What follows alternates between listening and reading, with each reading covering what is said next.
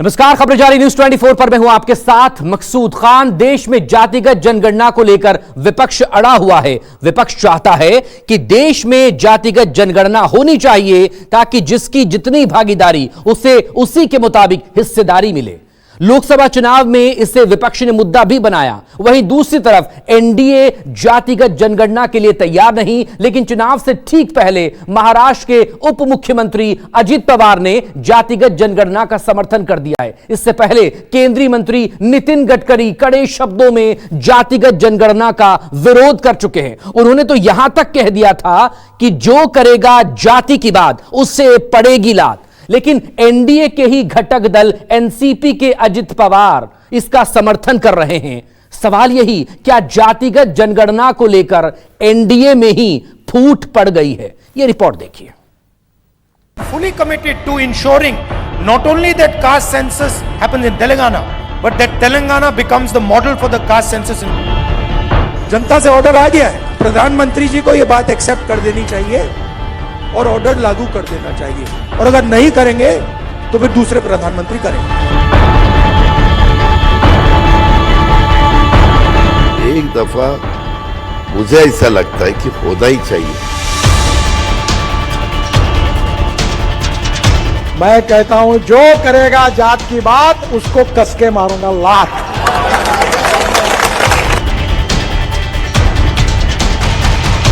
ये लोग नहीं चाहते, ये लोग बस कथनी इनका कुछ है, करनी कुछ और है। जात पात पर एनडीए बटा, चुनाव से पहले क्या हुआ?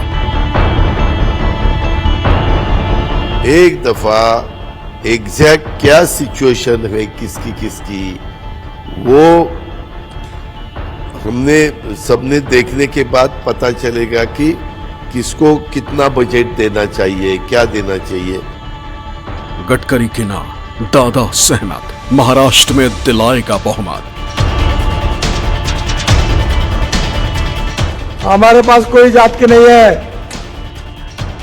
महाराष्ट्र में जाति का गणित, किस पार्टी के लिए कौन फिट? देश में जातिगत जनगणना को लेकर एनडीए के घटक दल ही एकमत नहीं। यह सवाल इसलिए उठा है क्योंकि एनडीए के सहयोगी एनसीपी के अजित पवार ने जातिगत जनगणना का समर्थन किया, जिनका मानना है कि एक बार जातिगत जनगणना हो जानी चाहिए। यह बयान अजित पवार ने न्यूज 24 के साथ खास इंटरव्यू के दौरान एक सवाल के जवाब में दिया, जबकि इससे पहले केंद्रीय मंत्री नितिन गडकरी ने जातिगत जनगणना का विरोध किया और इसे लेकर सख्त बयानबाजी की। एक दफा मुझे ये सब हमेशा एक इश्यू सोच के एक दफा मुझे ऐसा लगता है कि होना ही चाहिए। क्या होता है, हर एक हमारी इतनी कास्ट है, हमारी इतनी कास्ट है, हमारी इतनी कास्ट है, हमें ये दे दो, हमें वो दे दो, हमें ऐसा करो, हमें वैसा करो। एक दफा एग्जैक्ट क्या सिचुएशन है किसकी वो हमने सबने देखने के बाद पता चलेगा कि किसको कितना बजट देना चाहिए, क्या देना चाहिए, सबके लिए क्या करना चाहिए। और कोई कम्युनिटी पीछे रही, अभी 75 साल हो गए देश को आजादी मिलने के बाद, तो इतना साल होने के बाद भी अगर कोई कम्युनिटी पीछे रही है, उनको और भी आगे लाने के लिए कोई इंसेंटिव देना चाहिए। मैं तो बहुत साफ हूं, डरता नहीं हूं किसी से। ये नेता लोग जो होते, जो अपने काम पर चुन करने आते, वो जात की बात करते आगे, नहीं फलाना जाति चाह। अरे अब यहाँ उत्तर नागपुर में और क्या होता है, तुम्हारे अंदर में है ना, माने कौन से कोसरे और क्या क्या होता है, बावने। हमारे पास कोई जात की नहीं है। मैं कहता हूं, जो करेगा जात की बात उसको कस के मारूंगा लात। विपक्ष ने जिसे लोकसभा चुनाव में मुद्दा बनाया, अब एनडीए के सहयोगी उसके समर्थन में। यही वजह है कि चर्चाओं का बाजार गर्म है। कहा जा रहा है कि जातिगत जनगणना को लेकर एनडीए में ही फूट पड़ गई। जो सबसे बड़ा मुद्दा है वो है जातिगत जनगणना को लेके। उनके पास ओबीसी के बड़े नेता छगन भुजबल हैं, और इसी तरह से जो है उनके पास जो दूसरे नेता हैं, उनका पार्टी पे एक दबाव है कि वो जातिगत जनगणना का समर्थन कर रहे हैं, उससे पीछे नहीं हटेंगे। और यही बात अब बीजेपी के लिए मुश्किलें खड़ी कर रही है। यही बात शिंदे को लेके भी कहीं ना कहीं जो है वो कनेक्ट कर रही है। साथ में अजीत पवार के साथ छगन भुजबल के अलावा भी जो क्षेत्रीय छत्रप हैं, उनकी विचारधारा उस पुरानी कांग्रेस से जुड़ी हुई है जो सालों साल शिवसेना और बीजेपी की विचारधारा का विरोध करते रहे हैं। पहले भी ऐसे कई मौके आए जब अजित पवार बीजेपी की विचारधारा से अलग हटकर बयान दे चुके हैं। राजनीतिक विश्लेषकों का मानना है कि इसका विधानसभा चुनाव में असर दिख सकता है, क्योंकि अजित पवार जातिगत जनगणना का विरोध करके अपना वोट बैंक नहीं खोना चाहते। कई जगहों पे अगर कहा जाए तो ये आपको देखने के लिए मिलेगा कि अजीत पवार युति के साथ होते हुए भी युति की कुछ बातों का विरोध कर रहे हैं, कट्टर हिंदुत्व को लेकर अपना विरोध कर रहे हैं। ये एक मुश्किल सिचुएशन होगी, खासकर सत्ता पक्ष की इस पूरी चुनावी माहौल में। तो वो एकजुट नहीं दिखेंगे, वो कहीं बिखरे होंगे और शायद इसका इम्पैक्ट आने वाले चुनाव और उसके परिणामों पर भी पड़े। दूसरी तरफ 5 नवंबर को राहुल गांधी तेलंगाना में थे। यहाँ उन्होंने एक बार फिर जातिगत जनगणना का मुद्दा उठाया। राहुल का कहना था कि तेलंगाना में जातिगत जनगणना शुरू हो रही, इसके बाद महाराष्ट्र में होगी। इस दौरान राहुल गांधी ने प्रधानमंत्री मोदी पर भी निशाना साधा। I am fully committed to ensuring not only that caste census happens in Telangana, but that Telangana becomes the model for the caste census in the country. I am sure there will be some shortcomings in our caste census in Telangana. We will try and iron out those shortcomings. And I would like this to be a conversation between civil society, the people of Telangana and the government of Telangana.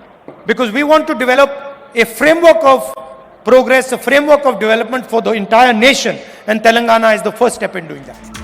Maharashtra में जाति एक बड़ा मुद्दा है जो यहाँ की विधानसभा सीटों को प्रभावित करता है। अगर यहाँ के जातीय गणित की बात करें तो महाराष्ट्र में मराठाओं की आबादी 28% मानी जाती है, जिनका महाराष्ट्र की 80 सीटों पर सीधा प्रभाव। महाराष्ट्र में ओबीसी की आबादी सबसे ज्यादा 38% तक है। इसके बाद दलित 11% तक बताए जाते हैं। महाराष्ट्र में 12% मुस्लिम आबादी, जिनका राज्य की 30 विधानसभा सीटों पर प्रभाव है। इसके अलावा कुंभी 7%, माली 7%, धनगर 5%। महाराष्ट्र में आदिवासी 9%, बौद्ध की आबादी करीब 6%। हालांकि ईसाई सिर्फ 1%, ब्राह्मण और बाकी उच्च जातियां 4% ही हैं। बीजेपी को भी पता है कि ज्यादातर मराठा उसे वोट नहीं देते। वो या तो एनसीपी कांग्रेस के साथ हैं या फिर शिवसेना के साथ। ऐसे में बीजेपी आरक्षण जैसे सवाल पर उनकी सारी बातें मानकर ओबीसी और दलित को नाराज करने के मूड में नहीं। लोकसभा चुनाव में राहुल गांधी ने अपनी चुनावी सभाओं में जाति जनगणना को सबसे अहम मुद्दा बताया था। तो अखिलेश यादव और तेजस्वी यादव के बयानों ने भी जाति जनगणना को इंडिया गठबंधन का सबसे बड़ा एजेंडा बना दिया था। इससे पहले भी जाति गणना हुई थी, लेकिन डेटा उसका नहीं जनता के बीच में लाया गया था। अब हमें उम्मीद है कि जाति गणना भी होगी और जो डेटा तैयार होगा वो जनता के सामने लाया जाएगा। आज चाहे जाति जनगणना हो, रिजर्वेशन हो, इस पे कोई खुल के नहीं बोल सकता कि नहीं होना चाहिए, लेकिन हिडन एजेंडा जो है इनके मन में जो है वो नहीं चाहते हैं कि ये हो, वरना बार बार बीजेपी के लोगों को कोर्ट में खड़ा करके चाहे शेड्यूल 9 का हो चाहे जाति आधारित गणना का हो, ये खड़ा नहीं करते। लेकिन बीजेपी क्या है, बीजेपी की जो गवर्नमेंट ऑफ इंडिया जो सरकार जो चल रही है, कोर्ट में तो साफ साफ जो है मना कर दिया है। इंडिया गठबंधन के इस मांग को पिछड़ों दलितों का भी भरपूर समर्थन मिला और नतीजों में भी इसका असर दिख गया। हालांकि इंडिया गठबंधन सत्ता के दहलीज तक नहीं पहुंच पाया, लेकिन विपक्षी नेताओं ने इस मुद्दे की धार कुंद नहीं होने दी। महाराष्ट्र में भी इस मुद्दे का असर दिखाई दिया। महाराष्ट्र की 48 लोकसभा सीटों में से बीजेपी 9, शिवसेना शिंदे गुट 9 और अजित पवार की एनसीपी को 1 सीट पर जीत मिली थी। दूसरी तरफ इंडिया ब्लॉक ने 28 सीट जीती थी। इसमें कांग्रेस ने 13, शरद पवार की एनसीपी ने 8 और शिवसेना यूबीटी ने 7 सीट जीती थी। अब की बार महाराष्ट्र विधानसभा चुनाव का पूरा समीकरण और वोटों का गणित जातियों पर केंद्रित हो गया है। खासकर दलित वोट बैंक पर सबकी नजरें टिकी हुई, क्योंकि महाराष्ट्र की राजनीति में दलित समाज का अच्छा खासा प्रभाव, लगभग सभी सीटों पर अपना दबदबा है। एक अनुमान के मुताबिक प्रदेश में 11% के करीब वोटर दलित समाज से आते हैं। महाराष्ट्र में एससी यानी अनुसूचित जाति में तकरीबन 57 जातियां शामिल हैं, जिसमें सबसे ज्यादा 30 से 40% जाटव की आबादी, वही महार 20 से 30, मांग्स 10 से 20, धोबी भी 10 से 20 और चंभर जाति से ताल्लुक रखने वालों की संख्या लगभग 5 से 10% के करीब है।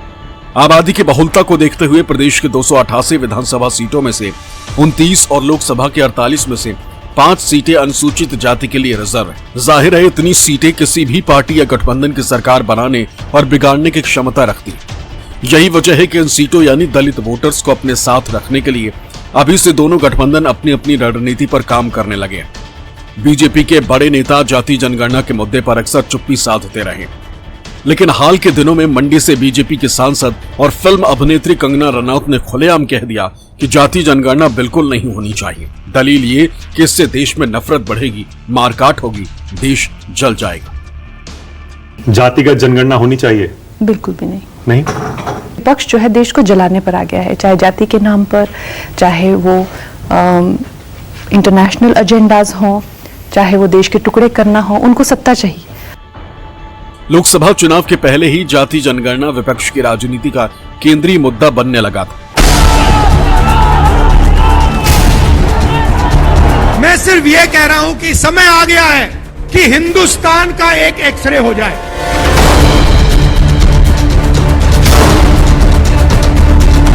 कोई कल्पना कर सकता है कि भारत इतना बड़ा देश, 140 करोड़ आबादी का देश, और 5% लोगों पर पूरी की पूरी धन दौलत हो देश की, तो ये किसने किया?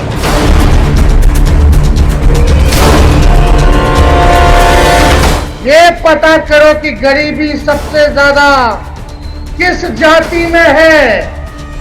चाहे जिस जाति में गरीबी है, गरीबी हमारा दुश्मन है, उसको मिटाने का काम करो। बिहार में नीतीश सरकार ने जैसे ही जाति जनगणना कराई, विपक्षी दल बीजेपी पर पूरे देश में जाति गणना कराने का दबाव बढ़ाने लगे। हालांकि तब इंडिया गठबंधन के सूत्रधार रहे नीतीश कुमार ने पाला बदलकर बीजेपी से हाथ मिला लिया, लेकिन नीतीश कुमार की पलटी मार पॉलिटिक्स के बावजूद जाति जनगणना और आरक्षण बढ़ाने का मुद्दा मरा नहीं, बल्कि और जोर शोर से सियासी फिजा में गूंजने लगा। जनता से ऑर्डर आ गया है, प्रधानमंत्री जी को यह बात एक्सेप्ट कर देनी चाहिए और ऑर्डर लागू कर देना चाहिए, और अगर नहीं करेंगे तो फिर दूसरे प्रधानमंत्री करेंगे। मैं यहां क्लियरली कहना चाहता हूं, जाति जनगणना से सिर्फ आबादी पता लगेगी, वो बहुत जरूरी कदम है, क्योंकि भागीदारी से पहले आबादी के बारे में पता होना पड़ेगा, क्योंकि भागीदारी तक हम बिना आबादी के तो पहुंच ही नहीं सकते। मगर आबादी लास्ट कदम नहीं है। मेरा विजन है कि हिंदुस्तान में धन किस प्रकार से बांटा जा रहा है, ओबीसी के हाथ में कितना है, दलितों के हाथ में कितना है, पहली बात। दूसरी बात, हिंदुस्तान के जो इंस्टीट्यूशंस हैं, ब्यूरोक्रेसी हो, जुडिशरी हो, मीडिया हो, इसमें इन लोगों की कितनी भागीदारी। आप लिख लो, अगर कोई सोचे कि जाति जनगणना को रोका जा सकता है, मैं आपको बता रहा हूं वो सपने में, ये होगा ही होगा। इसको रोका नहीं जा सकता है, ना जाति जनगणना रुकेगा, ना सोशो इकोनॉमिक सर्वे रुकेगा, ना इंस्टीट्यूशनल सर्वे रुकेगा, ना 50% का बैरियर रहेगा, क्योंकि हिंदुस्तान की जनता ने ये मन बना लिया है, ऑर्डर आ गया है, जनता से ऑर्डर आ गया है। अब आपको प्रधानमंत्री जी को यह बात एक्सेप्ट कर देनी चाहिए और ऑर्डर लागू कर देना चाहिए, और अगर नहीं करेंगे तो फिर दूसरे प्रधानमंत्री करेंगे।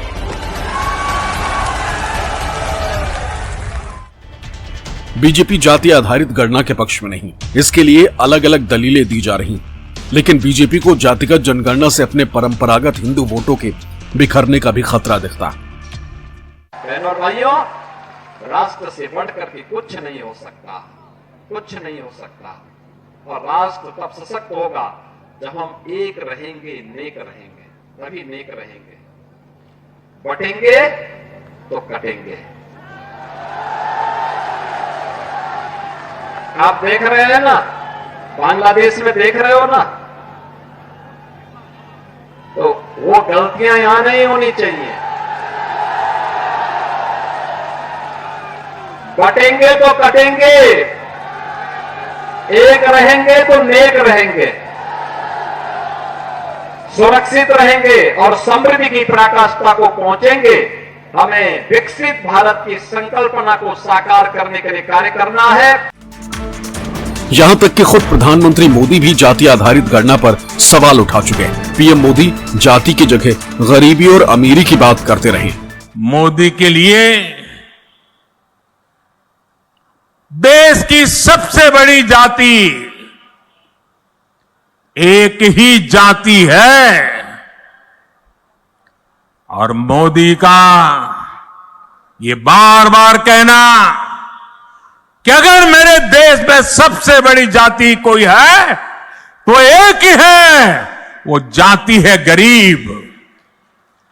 जो गरीब है ये मोदी उसका सेवक है।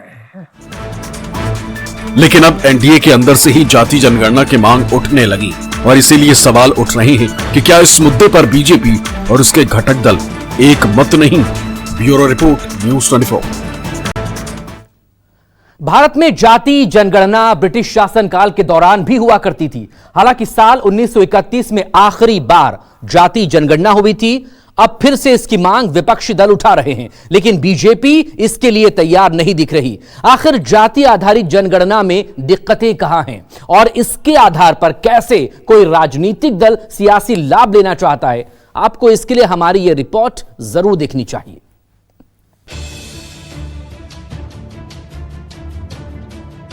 देश में जातीय जनगणना को लेकर विपक्षी दल अड़े हुए हैं, जिनका मानना है कि आबादी के हिसाब से पॉलिसी प्लानिंग हो पाएगी और जिसकी जितनी हिस्सेदारी होगी उसकी उतनी ही भागीदारी। इसी एजेंडे के साथ विपक्षी दल आगे बढ़ रहे हैं, जबकि बीजेपी इसके लिए तैयार नहीं। जानकारों का मानना है कि जातिगत जनगणना बीजेपी के एजेंडे में फिट नहीं बैठती, इसलिए इसे टाला जा रहा है। जातीय जनगणना जिन वजहों से कराने की मांग हो रही है और उसके जो संभावित प्रतिफल हैं वो भारतीय जनता पार्टी को सूट नहीं करता है। भारतीय जनता पार्टी और उसका पितृ संगठन फिलहाल बृहत्तर हिंदू एकता की बात कर रहा है। भाजपा के बड़े नेता योगी आदित्यनाथ बटोगे तो कटोगे जैसी बात कर रहे हैं। तो ऐसे में जब जातीय जनगणना हो जाएगी और इसके परिणाम आएंगे तो जाहिर सी बात है जिन जातियों की संख्या ज़्यादा होगी वो सत्ता में, संगठन में, समाज में उतनी ही बड़ी भागीदारी की बात करेंगे। हालांकि जातिगत जनगणना को लेकर बीजेपी और उसके सहयोगी दलों के बीच मतभेद दिखने लगे। कुछ दल चाहते हैं कि जातिगत जनगणना होनी चाहिए क्योंकि इनका वोट बैंक ऐसी जातियां हैं जिनकी आबादी बड़ी संख्या में। हालांकि जातियों का असर लोकसभा चुनाव में दिखाई भी दिया था। अगर महाराष्ट्र की ही बात करें तो चुनाव आयोग के आंकड़ों के मुताबिक महाराष्ट्र में महाविकास अघाड़ी गठबंधन को 27% दलित, 32% आदिवासी और 28% ओबीसी वोट मिले थे। वहीं महायुति गठबंधन को 11% दलित, 5% आदिवासी और 17% ओबीसी वोट मिले थे। इसके अलावा अन्य दलों को 19% दलित, 10% आदिवासी और 11% ओबीसी वोट मिले थे। हालांकि अकेले बीजेपी को 30% आदिवासी वोट मिले थे। इसलिए विधानसभा चुनाव में जातीय समीकरणों पर सभी दलों की नजर है। जिस तरह से विपक्ष जातिगत जनगणना पर जोर दे रहा है, उसे देखते हुए माना जा रहा है कि वर्ष 2025 में जातिगत जनगणना कराई जा सकती है। हालांकि इसे लेकर तस्वीर पूरी तरह साफ नहीं। ब्रिटिश हुकूमत के वक्त देश में पहली बार 1872 में जनगणना हुई और तब से हर 10 साल में जनगणना होती है। हालांकि 2021 में कोरोना महामारी की वजह से यह सिलसिला टूट गया और अब 2025 की शुरुआत में जनगणना कराए जाने की तैयारियां हैं।